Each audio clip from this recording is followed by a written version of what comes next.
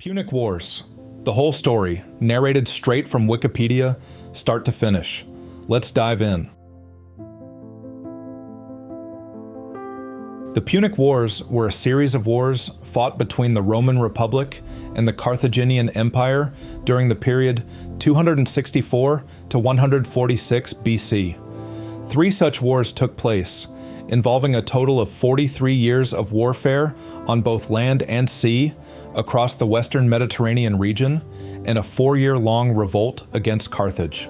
The First Punic War broke out on the Mediterranean island of Sicily in 264 BC, as a result of Rome's expansionary policy coming into conflict with Carthage's proprietary approach to the island. At the start of the war, Carthage was the dominant power in the western Mediterranean, with an extensive maritime empire, while Rome was a rapidly expanding power in Italy, with a strong army but no navy. The fighting took place primarily on Sicily and its surrounding waters, as well as in North Africa, Corsica, and Sardinia. It lasted 23 years, until 241 BC, when the Carthaginians were defeated. By the terms of the peace treaty, Carthage paid large reparations, and Sicily was annexed as the first Roman province. The end of the war sparked a major, but eventually unsuccessful revolt within Carthaginian territory known as the Mercenary War. The Second Punic War began in 218 BC and witnessed the Carthaginian general Hannibal's crossing of the Alps and invasion of mainland Italy. This expedition enjoyed considerable early success and campaigned in Italy for 14 years before the survivors withdrew. There was also extensive fighting in Iberia, modern Spain and Portugal, Sicily, Sardinia, and North Africa. The successful Roman invasion of the Carthaginian homeland in Africa in 214 BC led to Hannibal's recall. He was defeated in the Battle of Zama in 212 BC, and Carthage sued for peace. A treaty was agreed in 201 BC, which stripped Carthage of its overseas territories and some of its African ones, imposed a large indemnity, severely restricted the size of its armed forces, and prohibited Carthage from waging war without Rome's express permission. This caused Carthage to cease to be a military threat to Rome. In 151 BC, Carthage attempted to defend itself against Numidian encroachments. Rome used this as a justification to declare war in 149 BC, starting the Third Punic War. This conflict was fought entirely on Carthaginian territory in what is now Tunisia and centered on the siege of Carthage. In 146 BC, the Romans stormed the city of Carthage, sacked it, slaughtered or enslaved its population, and completely demolished the city. The Carthaginian territories were taken over as the Roman province of Africa. The ruins of the city lie east of modern Tunis on the North African coast. Primary sources. The most reliable source for the Punic Wars is the historian Polybius, c. 200, c. 118 BC, a Greek sent to Rome in 167 BC as a hostage. He is best known for the Histories, written sometime after 146 BC. Polybius was an analytical historian and wherever possible interviewed participants from both sides in the events he wrote about. He accompanied his patron and friend, the Roman general Scipio Aemilianus, in North Africa during the Third Punic War. Modern historians consider Polybius to have treated Scipio and his relatives unduly favorably, but the consensus is to accept his account largely at face value. Craig Champion describes him as a remarkably well-informed, industrious, and insightful historian, while the classicist Adrian Goldsworthy states that Polybius's account is usually to be preferred when it differs with any of our other accounts. Polybius's work is considered broadly objective in spite of his pro-Roman point of view. The details of the wars in modern sources are largely based on interpretations of Polybius's account. The other major source commonly used by modern historians, particularly where Polybius's account is not extant, is the Roman historian Livy.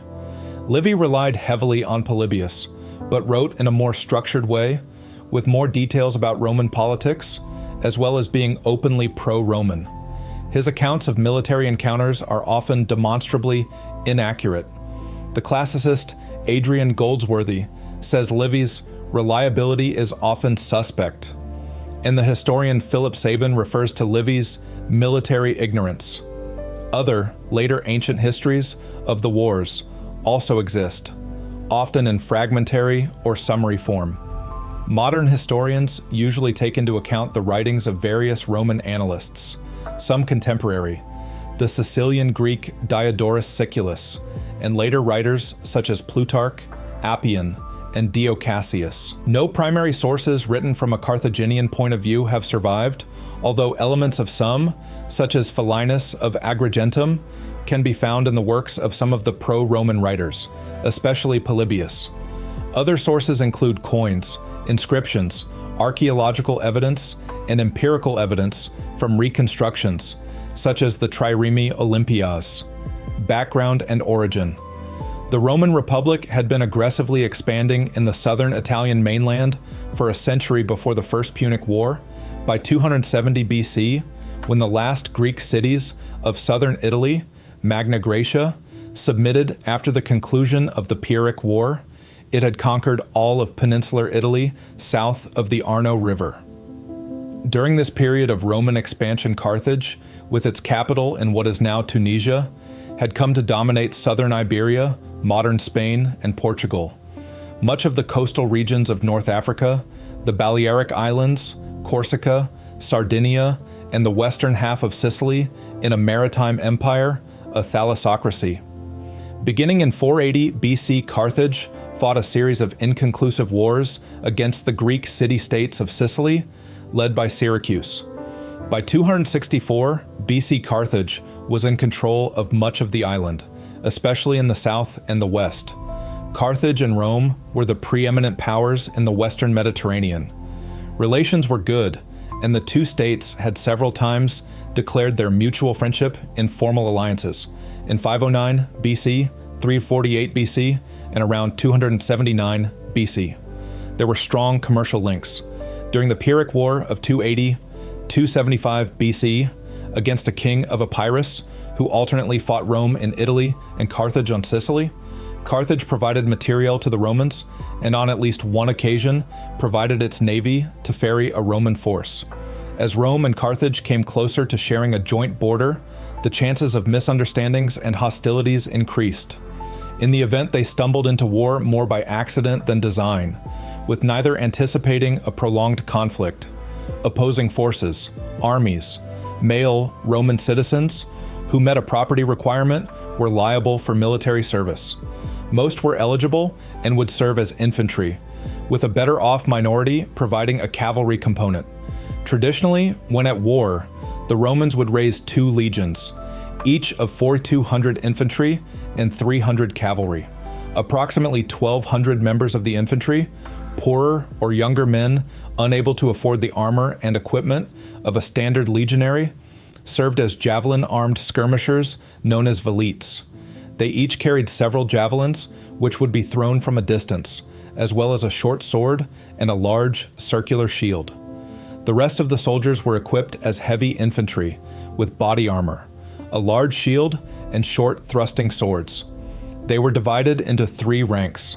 The front rank also carried 2 javelins, while the second and third ranks had a thrusting spear instead.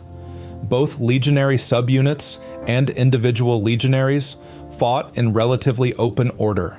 It was the long-standing Roman procedure to elect 2 men each year as senior magistrates, known as consuls, who in a time of war would each lead an army. An army was usually formed by combining a Roman legion with a similarly sized and equipped legion provided by their Italian allies.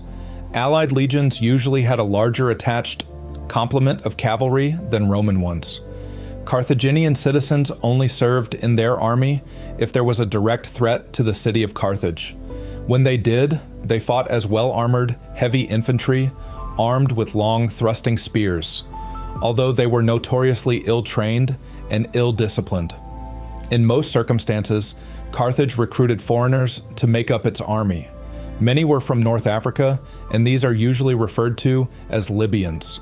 The region provided several types of fighters, including close-order infantry equipped with large shields, helmets, short swords, and long thrusting spears, javelin-armed light infantry skirmishers, close-order shock cavalry, also known as heavy cavalry, carrying spears, and light cavalry skirmishers who threw javelins from a distance and avoided close combat. The latter were usually Numidians. The close-order African infantry and the citizen militia both fought in a tightly packed formation known as a phalanx. On occasion, some of the infantry would wear captured Roman armor, especially among the troops of the Carthaginian general Hannibal.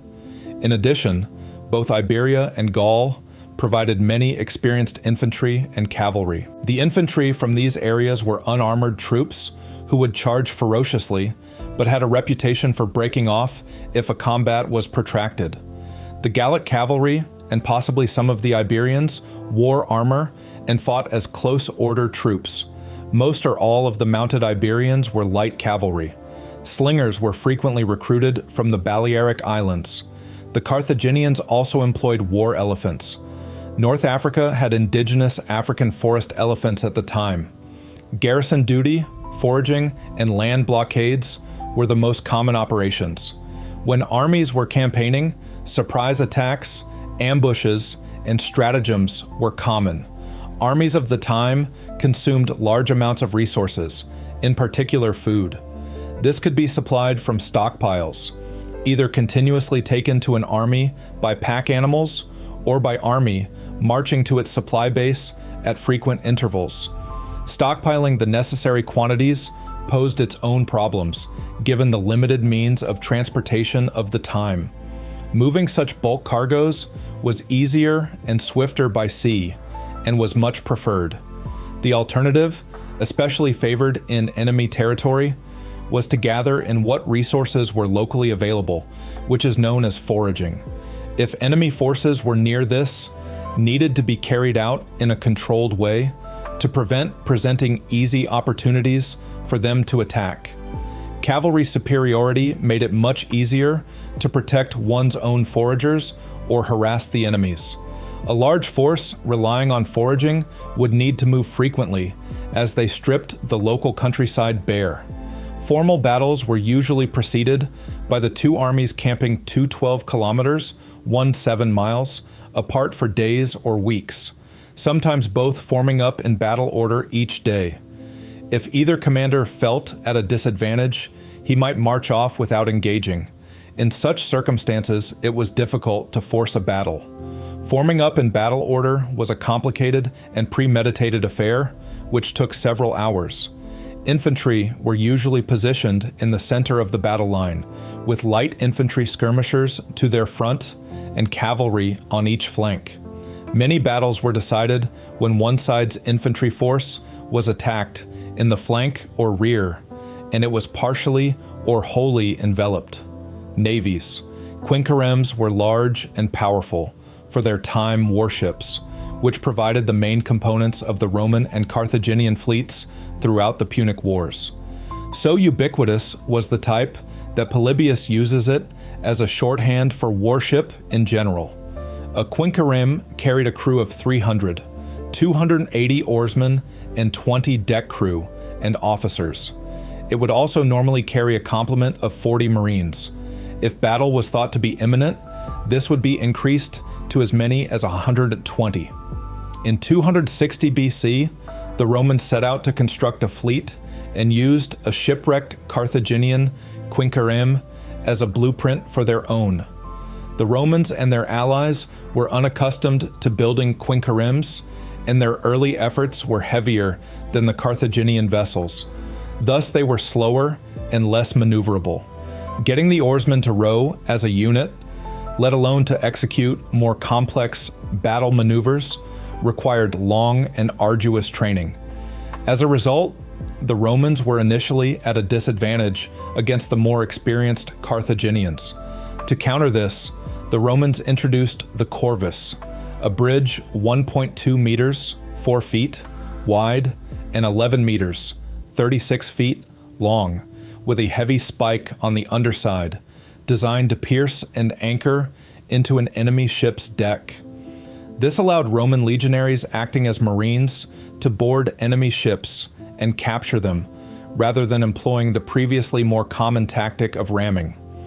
All warships were equipped with rams, a triple set of 60 centimeter wide, 2 feet, bronze blades weighing up to 270 kilograms, 600 pounds, positioned at the waterline. In the century prior to the Punic Wars, boarding had become increasingly common, and ramming had declined, as the larger and heavier vessels adopted in this period increasingly lacked the speed and maneuverability necessary to ram effectively, while their sturdier construction reduced a ram's effect on them even in case of a successful attack. The Roman adaptation of the corvus was a continuation of this trend and compensated for their initial disadvantage in ship maneuvering skills. The added weight in the prow compromised both the ship's maneuverability and its seaworthiness, and in rough sea conditions, the corvus became useless.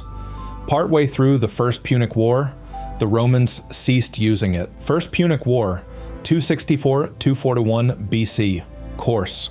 Much of the First Punic War was fought on or in the waters near Sicily. Away from the coasts, its hilly and rugged terrain made maneuvering large forces difficult, which encouraged defensive strategies. Land operations were largely confined to raids, sieges, and interdiction. In 23 years of war on Sicily, there were only 2 full-scale pitched battles. Sicily, 264-257 BC. The spark that ignited the First Punic War in 264 BC was the issue of control of the independent Sicilian city-state of Messana, modern Messina, with the Romans gaining control of the city and a foothold on Sicily at the Battle of Messana. They then pressed Syracuse, the only substantial independent power on the island, into allying with them and laid siege to Carthage's main base, Agrigentum, modern Agrigento, on the south coast. A Carthaginian army of 50,000 infantry, 6,000 cavalry, and 60 elephants attempted to lift the siege in 262 BC, but was badly defeated at the Battle of Agrigentum. The Carthaginian garrison escaped during the night after the battle, and the Romans seized the city and its inhabitants, selling 25,000 of them into slavery. After this, the land war on Sicily reached a stalemate as the Carthaginians focused on defending their well-fortified towns and cities. These were mostly on the coast, and so could be supplied and reinforced without the Romans being able to use their superior army to interfere. The focus of the war shifted to the sea, where the Romans had less experience. On the few occasions they had previously felt the need for a naval presence greater than anti-piracy squadrons, they had relied on their Latin or Greek allies for larger warships. But the Romans did have extensive commercial maritime experience and access to a large pool of experienced sailors and shipwrights, enabling them to rapidly build a navy to challenge Carthage's. Using this navy and the corvus, the Romans won a major victory at the Battle of Mylae in 260 BC. A Carthaginian base on Corsica was seized, but an attack on Sardinia was repulsed. The base on Corsica was then lost. In 258 BC, a Roman fleet defeated a smaller Carthaginian fleet at the Battle of Salci off the western coast of Sardinia, Africa, 256-255 BC. Taking advantage of their naval victories, the Romans launched an invasion of North Africa in 256 BC, which the Carthaginians intercepted at the Battle of Cape Ecnomus off the southern coast of Sicily. The Carthaginians' superior seamanship was not as effective as they had hoped, while the Romans' corvuses gave them an edge as the battle degenerated into a shapeless brawl. The Carthaginians were again beaten in what was possibly the largest naval battle in history by the number of combatants involved. The invasion initially went well, and in 255 BC, the Carthaginians sued for peace. The proposed terms were so harsh, they decided to fight on. At the Battle of Tunis in spring 255 BC, a combined force of infantry, cavalry, and war elephants under the command of the Spartan mercenary Xanthippus crushed the Romans. The Romans sent a fleet to evacuate their survivors, and the Carthaginians opposed it at the Battle of Cape Hermaeum, modern Cape Bon. The Carthaginians were again heavily defeated.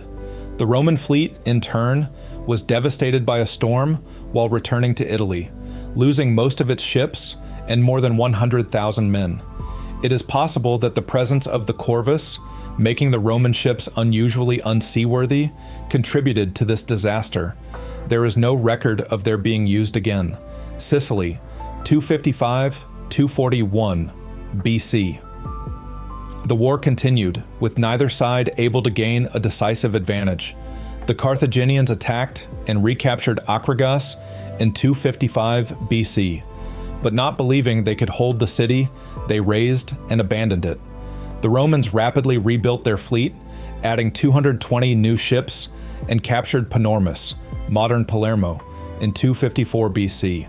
The next year, they lost another 150 ships to a storm. On Sicily, the Romans avoided battle in 252 and 251 BC, according to Polybius, because they feared the war elephants which the Carthaginians had shipped to the island. In 250 BC, the Carthaginians advanced on Panormus, but in a battle outside the walls, the Romans drove off the Carthaginian elephants with javelins. The elephants routed through the Carthaginian infantry, who were then charged by the Roman infantry to complete their defeat. Slowly, the Romans had occupied most of Sicily. In 250 BC, they besieged the last two Carthaginian strongholds, Lilybaeum and Drepana, in the extreme west.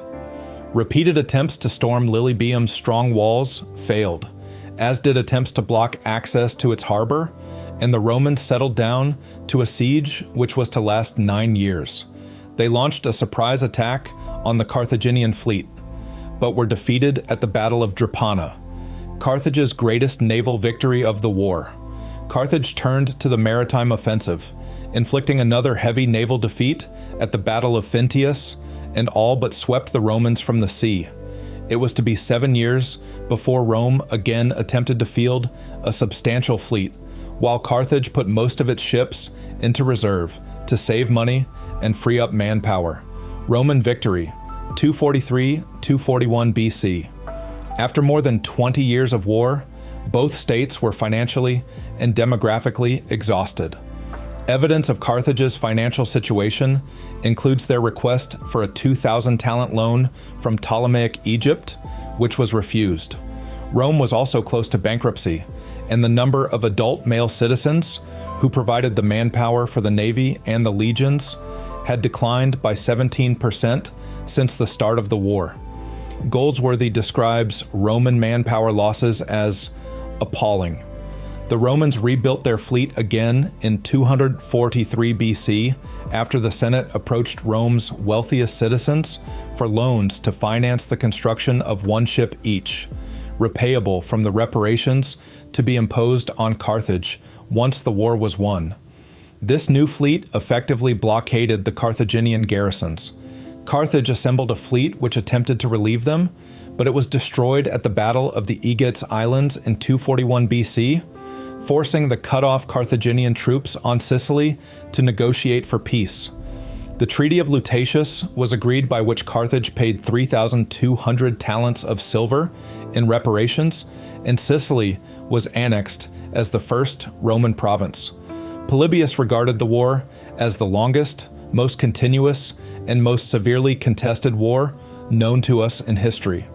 Henceforth, Rome considered itself the leading military power in the Western Mediterranean, and increasingly the Mediterranean region as a whole. Interbellum, 241-218 BC. Mercenary War. The mercenary, or truceless.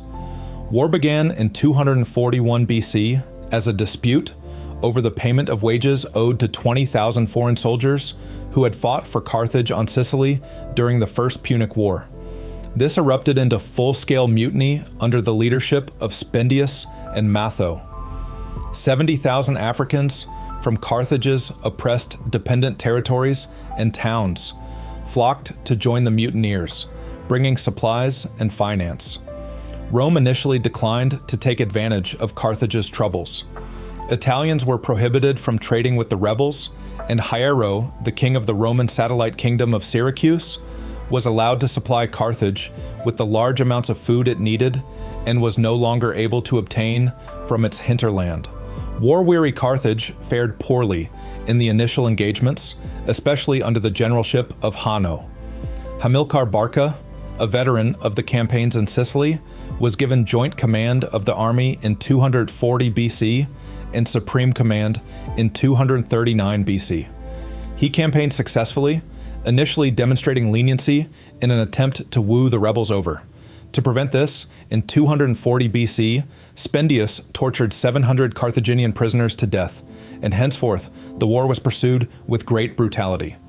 By early 237 BC, after numerous setbacks, the rebels were defeated and their towns brought back under Carthaginian rule.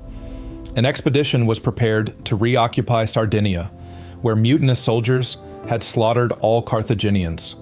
The Roman Senate stated they considered the preparation of this force an act of war and demanded Carthage cede Sardinia and Corsica and pay an additional 1,200 talent indemnity. Weakened by 30 years of war, Carthage agreed rather than again enter into conflict with Rome. Polybius considered this contrary to all justice, and modern historians have variously described the Romans' behavior as unprovoked aggression and treaty breaking, shamelessly opportunistic, and an unscrupulous act. These events fueled resentment of Rome and Carthage, which was not reconciled to Rome's perception of its situation.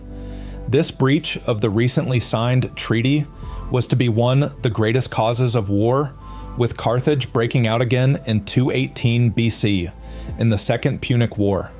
Carthaginian expansion in Iberia. With the suppression of the rebellion, Hamilcar understood that Carthage needed to strengthen its economic and military base if it were to again confront Rome. After the First Punic War, Carthaginian possessions in Iberia were limited to a handful of prosperous coastal cities in the south. Hamilcar took the army, which he had led in the mercenary war, to Iberia in 237 BC, and carved out a quasi-monarchical, autonomous state in its southeast. This gave Carthage the silver mines, agricultural wealth, manpower, military facilities such as shipyards, and territorial depth to stand up to future Roman demands with confidence. Hamilcar ruled as a viceroy and was succeeded by his son-in-law, Hasdrubal, in the early 220s BC, and then his son, Hannibal, in 221 BC. In 226 BC, the Ebro Treaty was agreed with Rome, specifying the Ebro River as the northern boundary of the Carthaginian sphere of influence. At some time during the next 6 years, Rome made a separate agreement with the city of Saguntum, which was situated well south of the Ebro. Second Punic War, 218-201 BC. In 219 BC, a Carthaginian army under Hannibal besieged, captured, and sacked Saguntum, and in spring 218 BC Rome declared war on Carthage. There is scholarly debate as to whether Hannibal deliberately provoked the Romans with this attack, or if the Romans were not concerned with any perceived impact on their amour propre, as much as using the episode as a pretext to militarily curb Carthaginian expansion. There were 3 main military theaters in the Second Punic War: Italy, where Hannibal defeated the Roman legions repeatedly, with occasional subsidiary campaigns in Sicily, Sardinia, and Greece; Iberia, where Hasdrubal, a younger brother of Hannibal, defended the Carthaginian colonial cities with mixed success before moving into Italy; and Africa, where the war was decided. Italy. Hannibal crosses the Alps, 218 to 217 BC. In 218 BC, there was some naval skirmishing in the waters around Sicily. The Romans defeated a Carthaginian attack and captured the island of Malta. In Cisalpine Gaul, modern northern Italy, the major Gallic tribes attacked the Roman colonies there, causing the Roman settlers to flee to their previously established colony of Mutina, modern Modena, where they were besieged. A Roman relief force broke through the siege, but was then ambushed and itself besieged. A Roman army had been assembled to campaign in Iberia. One Roman and one allied legion was detached from it and sent to northern Italy. Raising fresh troops to replace these delayed the army's departure for Iberia until September. Meanwhile, Hannibal assembled a Carthaginian army in New Carthage, modern Cartagena, in Iberia, and led it northwards along the coast in May or June. It entered Gaul and took an inland route to avoid the Roman allies to the south. At the Battle of the Rhone crossing, Hannibal defeated a force of local Gauls, which sought to bar his way. A Roman fleet carrying the Iberian-bound army landed at Rome's ally Massalia, modern Marseille, at the mouth of the Rhone. But Hannibal evaded the Romans and they continued to Iberia. The Carthaginians reached the foot of the Alps by late autumn and crossed them in 24 days, surmounting the difficulties of climate, terrain, and the guerrilla tactics of the native tribes. The Carthaginians arrived in what is now Piedmont, northern Italy, in early November. They comprised 20,000 infantry, 6,000 cavalry, and an unknown number of elephants, the survivors of the 37 with which they left Iberia. The Romans were still in their winter quarters. The Carthaginians' surprise entry into the Italian peninsula led to the cancellation of Rome's planned campaign for the following year, an invasion of Africa. Roman defeats 217–216 BC. The Carthaginians captured the chief settlement of the hostile Taurini Gauls in the area of modern Turin and seized its food stocks. In late November, the Carthaginian cavalry routed a Roman force of cavalry and light infantry at the Battle of Ticinus. As a result, most of the Gallic tribes declared for the Carthaginian cause, and Hannibal's army grew to 37,000 men. A large Roman army was lured into combat by Hannibal at the Battle of the Trebia, encircled and destroyed. Some 10,000 Romans out of 42,000 were able to fight their way to safety. Most of their comrades were killed or captured. Gauls now joined Hannibal's army in large numbers. The Romans stationed an army at Arretium and one on the Adriatic coast to block Hannibal's advance into central Italy. In early spring 217 BC, the Carthaginians crossed the Apennines unopposed, taking a difficult but unguarded route. Hannibal attempted to draw the westernmost of the two Roman armies into a pitched battle by devastating the area it had been sent to protect. This provoked its commander into ordering a hasty pursuit without proper reconnaissance. Hannibal set an ambush and in the Battle of Lake Trasimena completely defeated this Roman army, killing 15,000 Romans, including their commander, and taking 15,000 prisoners. A cavalry force of 4,000 from the Roman army, based at Arretium, was also engaged and wiped out. The prisoners were badly treated if they were Romans, but released if they were from one of Rome's allies. Hannibal wished to stir up disaffection in the states, which made up many of Rome's allies in Italy. These allied states provided more than half of Rome's military manpower. The Carthaginians marched deeper into Italy, hoping that the ethnic Greek and Italic states of southern Italy in particular could be persuaded to defect. The Romans, panicked by these heavy defeats, appointed Fabius Maximus as dictator, with sole charge of the war effort. Fabius introduced the Fabian strategy of avoiding open battle with his opponent, but constantly skirmishing with small detachments of the enemy. This was not popular with parts of the Roman army, public and senate, since he avoided battle while Italy was being devastated by the enemy. Hannibal marched through the richest and most fertile parts of Italy, hoping the devastation would draw Fabius into battle, but Fabius refused. In the 216 BC elections, Terentius Varro and Aemilius Paulus were elected as consuls. Both were more aggressively minded than Fabius. The Roman Senate authorized the raising of a force of 86,000 men, the largest in Roman history to that point. Paulus and Varro marched southward to confront Hannibal, who accepted battle on the open plain near Cannae in southeast Italy. In the Battle of Cannae, the Roman legions forced their way through Hannibal's deliberately weak center, but Libyan heavy infantry on the wings swung around their advance, menacing their flanks. Another Carthaginian commander named Hasdrubal, not the same man as Hasdrubal Barca, one of Hannibal's younger brothers, led the Carthaginian cavalry on the left wing, which routed the Roman cavalry opposite. It then swept around the rear of the Romans to attack the cavalry on the other wing, before charging into the legions from behind. As a result, the Roman infantry was surrounded with no means of escape. At least 67,500 Romans were killed or captured. The historian Richard Miles describes Cannae as Rome's greatest military disaster. Tony Gnacco del Hoyo considers the Trebia, Lake Trasimene, and Cannae to be the three great military calamities suffered by the Romans in the first 3 years of the war. Brian Carey writes that these three defeats brought Rome to the brink of collapse.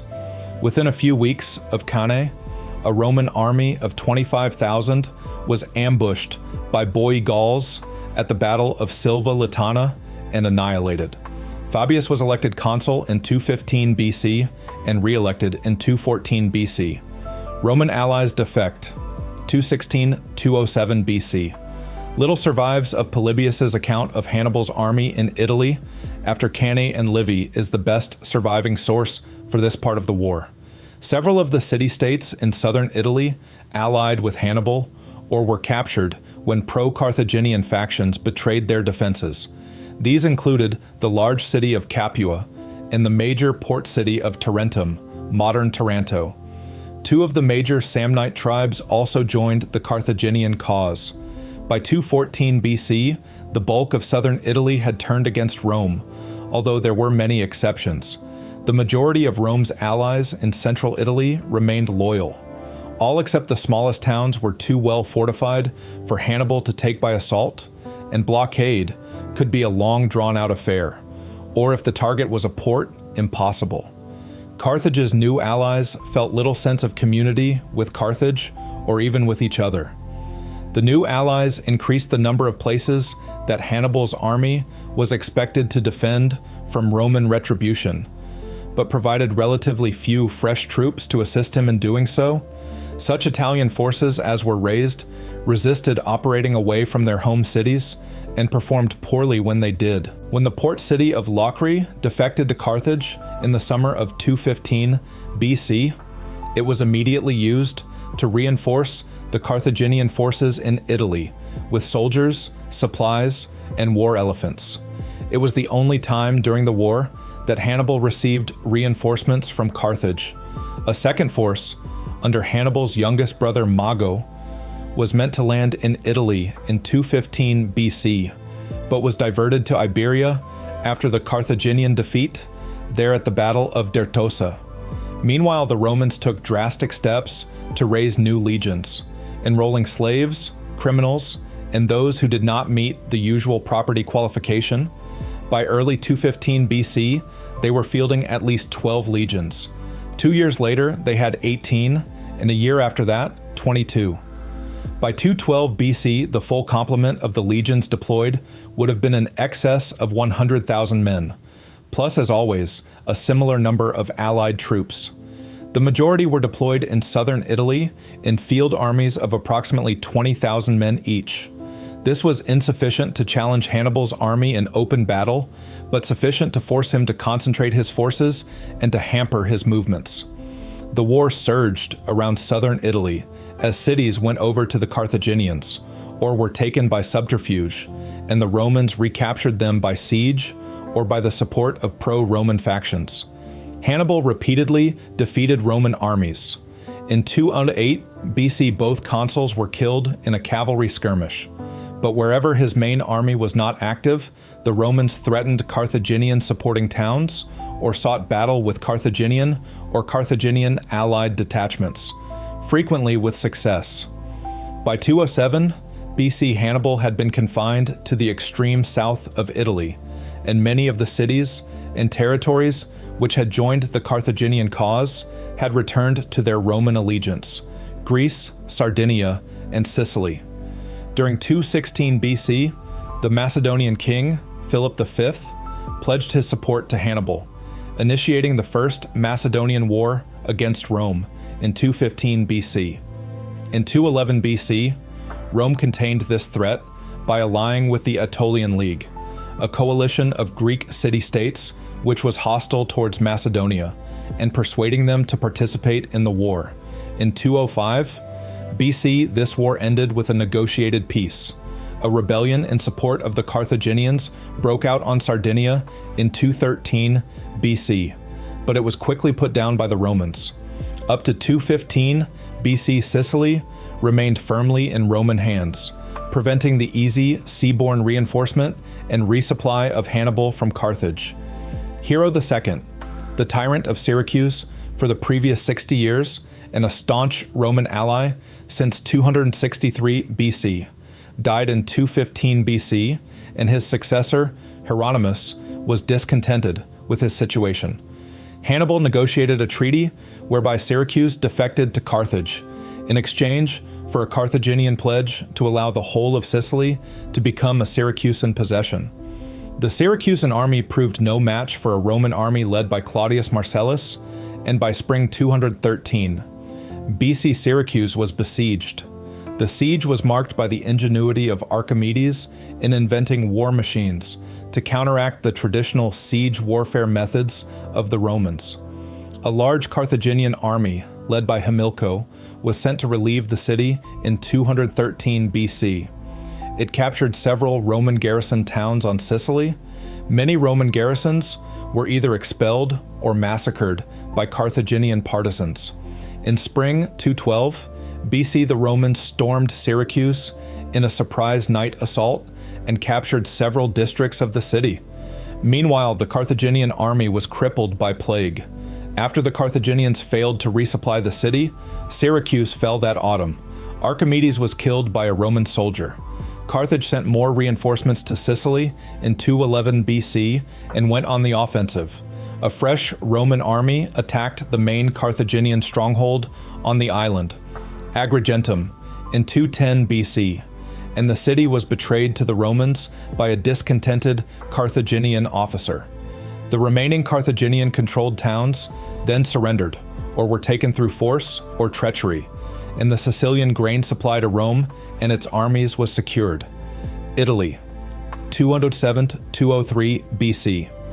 In the spring of 207 BC, Hasdrubal Barca repeated the feat of his elder brother by marching an army of 35,000 men across the Alps and invading Italy.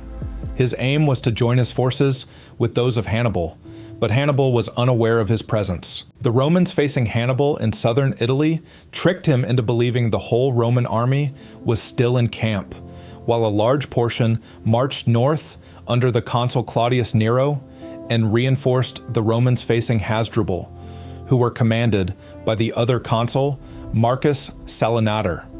The combined Roman force attacked Hasdrubal at the Battle of the Metaurus and destroyed his army, killing Hasdrubal. This battle confirmed Roman dominance in Italy and marked the end of their Fabian strategy. In 205 BC, Mago landed in Genoa, modern Genoa, in northwest Italy, with the remnants of his Spanish army, where it received Gallic and Ligurian reinforcements. Mago's arrival in the north of the Italian peninsula was followed by Hannibal's inconclusive Battle of Crotona in 204 BC in the far south of the peninsula. Mago marched his reinforced army towards the lands of Carthage's main Gallic allies in the Po Valley, but was checked by a large Roman army and defeated at the Battle of Insubria in 203 BC. After a Roman army invaded the Carthaginian homeland in 204 BC, defeated the Carthaginians in two major battles, and won the allegiance of the Numidian kingdoms of North Africa, Hannibal and the remnants of his army were recalled. They sailed from Croton, modern Crotone, and landed at Carthage with 20,000 experienced veterans. Mago was also recalled. He died of wounds on the voyage, and some of his ships were intercepted by the Romans, but 12,000 of his troops reached Carthage. Iberia, 218-209 BC. The Roman fleet continued on from Massala in the autumn of 218 BC, landing the army it was transporting in northeast Iberia, where it won support among the local tribes. A rushed Carthaginian attack in late 218 BC was beaten back at the Battle of Sicily. In 217 BC, 40 Carthaginian warships were defeated by 55 Roman and Massalian vessels at the Battle of the Ebro River, with 29 Carthaginian ships lost. The Romans' lodgment between the Ebro and the Pyrenees blocked the route from Iberia to Italy and greatly hindered the dispatch of reinforcements from Iberia to Hannibal. The Carthaginian commander in Iberia, Hannibal's brother Hasdrubal, marched into this area in 215 BC, offered battle, and was defeated at Dertosa, although both sides suffered heavy casualties. The Carthaginians suffered a wave of defections of local Celtiberian tribes to Rome. The Roman commanders captured Saguntum in 212 BC, and in 211 BC hired 20,000 Celtiberian mercenaries to reinforce their army. Observing that the three Carthaginian armies were deployed apart from each other, the Romans split their forces. This strategy resulted in two separate battles in 211 BC, usually referred to jointly as the Battle of the Upper Baetis. Both battles ended in complete defeat for the Romans, as Hasdrubal had bribed the Romans' mercenaries to desert. The Romans pulled back to their coastal stronghold north of the Ebro, from which the Carthaginians again failed to expel them. Reinforcements arrived in 210 BC and stabilized the situation. In 210 BC, Publius Cornelius Scipio arrived in Iberia with further Roman reinforcements.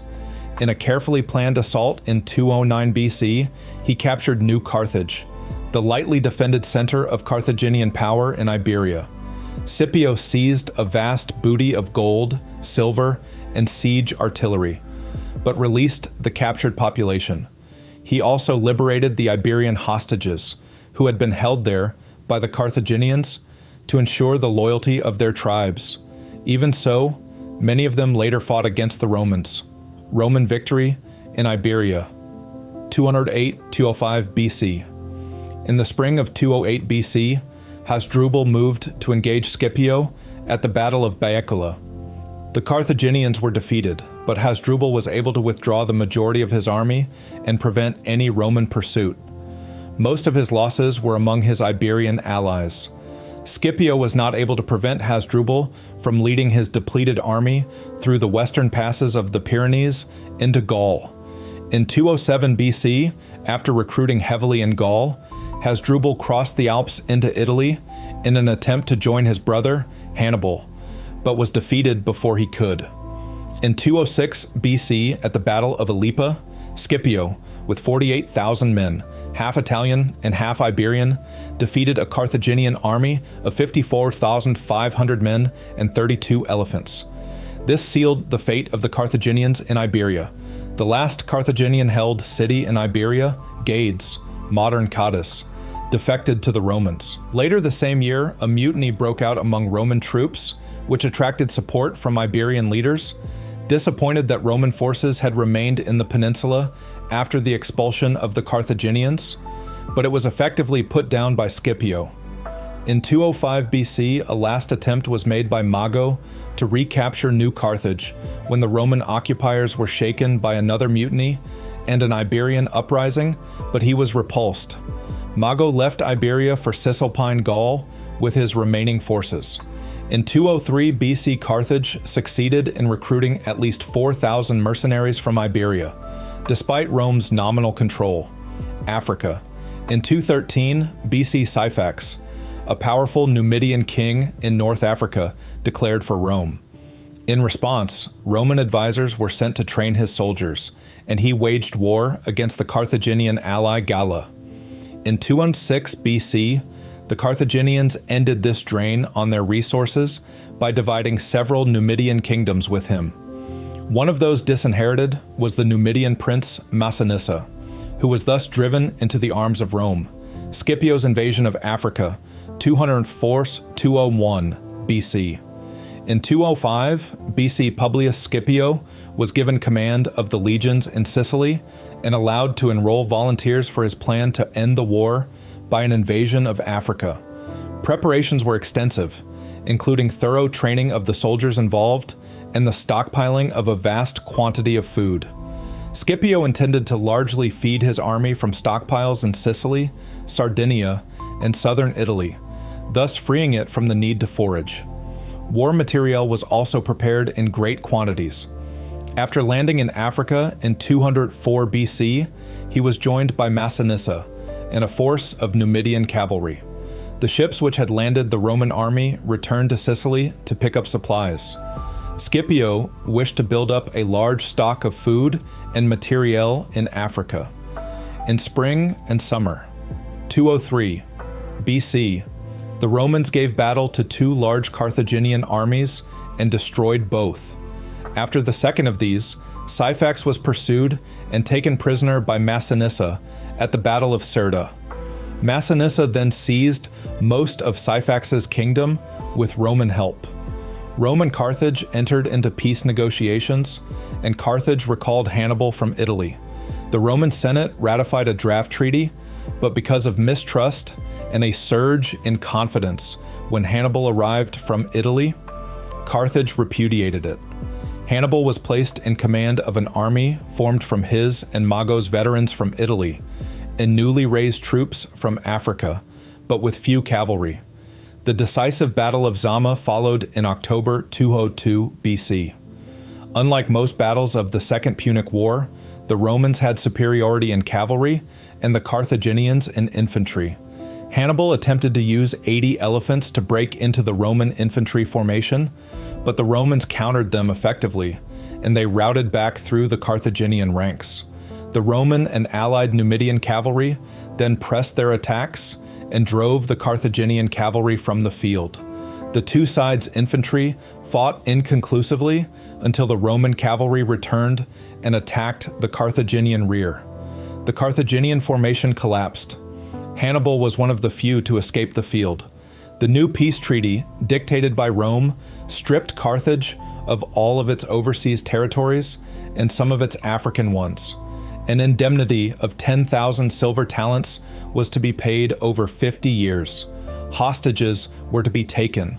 Carthage was forbidden to possess war elephants, and its fleet was restricted to 10 warships. It was prohibited from waging war outside Africa and in Africa only with Rome's express permission. And many senior Carthaginians wanted to reject it, but Hannibal spoke strongly in its favor, and it was accepted in spring 201 BC. Henceforth, it was clear that Carthage was politically subordinate to Rome. Scipio was awarded a triumph and received the agnomen Africanus. Under the pressure of the war, the Romans developed an increasingly effective system of logistics to equip and feed the unprecedented numbers of soldiers they fielded. During the last 3 years of the war, this was extended to the transporting by sea from Sicily to Africa of almost all the requirements of Scipio's large army. These developments made possible the subsequent Roman overseas wars of conquest, Interbellum 201-149 BC. At the end of the war, Massinissa emerged as by far the most powerful ruler among the Numidians.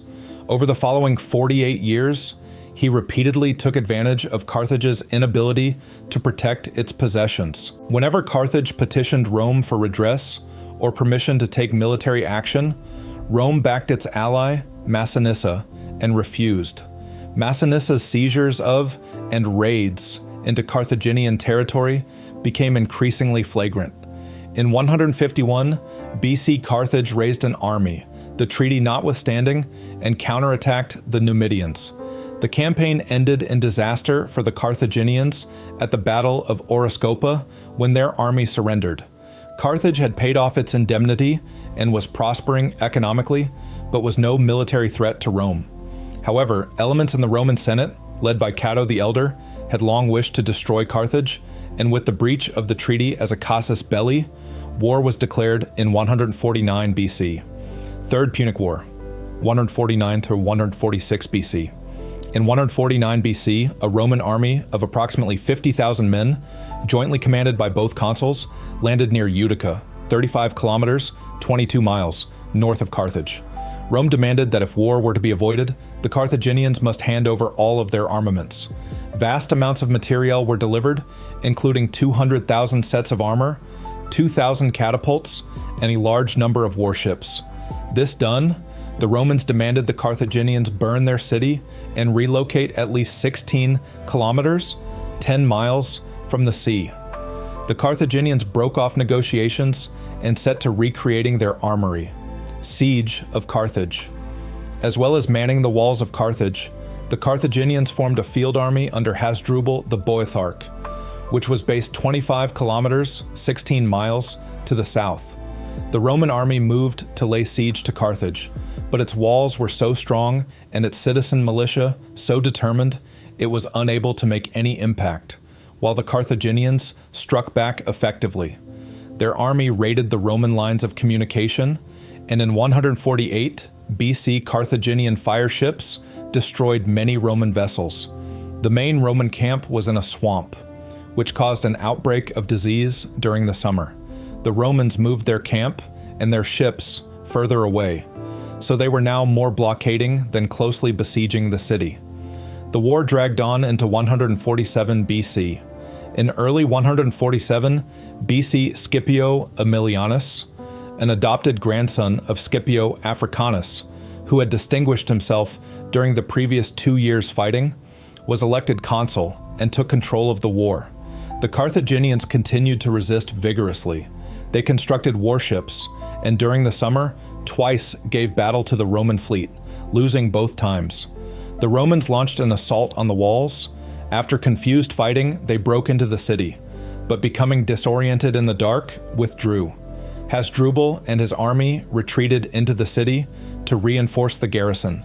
Hasdrubal had Roman prisoners tortured to death on the walls, in view of the Roman army. He was reinforcing the will to resist in the Carthaginian citizens. From this point, there could be no possibility of negotiations. Some members of the city council denounced his actions, and Hasdrubal had them put to death and took control of the city. With no Carthaginian army in the field, those cities, which had remained loyal, went over to the Romans or were captured. Scipio moved back to a close blockade of the city and built a mole, which cut off supply from the sea. In the spring of 146 BC, the Roman army managed to secure a foothold on the fortifications near the harbor. Scipio launched a major assault, which quickly captured the city's main square, where the legions camped overnight. The next morning, the Romans started systematically working their way through the residential part of the city, killing everyone they encountered and burning the buildings behind them. At times, the Romans progressed from rooftop to rooftop to prevent missiles being hurled down on them. It took 6 days to clear the city of resistance. Only on the last day did Scipio take prisoners. The last holdouts, including Roman deserters in Carthaginian service, fought on from the Temple of Eshmun and burnt it down around themselves when all hope was gone. There were 50,000 Carthaginian prisoners, a small proportion of the pre-war population, who were sold into slavery. There is a tradition that Roman forces then sowed the city with salt, but this has been shown to have been a 19th century invention. Aftermath. Rome was determined that the city of Carthage remain in ruins. The Senate dispatched a 10-man commission, and Scipio was ordered to carry out further demolitions. A curse was placed on anyone who might attempt to resettle the site in the future. The former site of the city was confiscated as ager publicus, public land. The remaining Carthaginian territories were annexed by Rome and reconstituted to become the Roman province of Africa, with Utica as its capital. The province became a major source of grain and other foodstuffs for Rome. Numerous large Punic cities, such as those in Mauritania, were taken over by the Romans, although they were permitted to retain their Punic system of government and culture. The Romans did not interfere in the locals' private lives, with Punic culture, language, and religion surviving, which modern scholars describe as Neo-Punic civilization. The Punic language continued to be spoken in North Africa until the 7th century AD. A century after the end of the Punic Wars, the site of Carthage was rebuilt as a Roman city by Julius Caesar. It became one of the main cities of Roman Africa by the time of the empire. Rome still exists as the capital of Italy. The ruins of Carthage lie 24 kilometers, 15 miles, east of Tunis on the North African coast. In 1985, a symbolic peace treaty and pact of friendship was signed between the mayors of Rome and Carthage. Notes, citations, and sources. That's the complete article. If you made it this far, you'll love the rest of the channel. Subscribe for a new Wikipedia deep dive every single day. The next video is on screen now, and if there's a topic you want narrated, drop it in the comments. Thanks for watching.